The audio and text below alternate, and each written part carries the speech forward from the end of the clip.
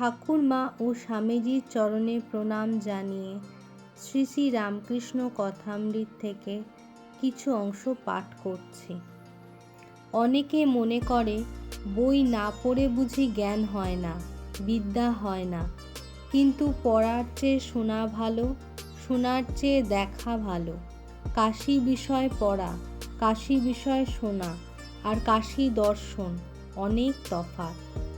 আবার যারা নিজে নিজে শতরঞ্চ খেলে তারা চাল তত বুঝে না, কিন্তু যারা না খেলে উপর চাল বলে দেয় তাদের চাল ওদের চেয়ে অনেক ঠিক ঠিক হয়।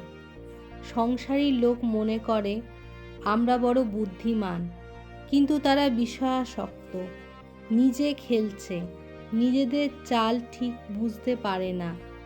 কিন্তু সংসার ত্যাগী সাধু লোক বিষয়ে অনাসক্ত, তারা সংসারীদের চেয়ে বুদ্ধিমান, নিজে খেলে না, তাই উপর চাল ঠিক বলে দিতে পারে।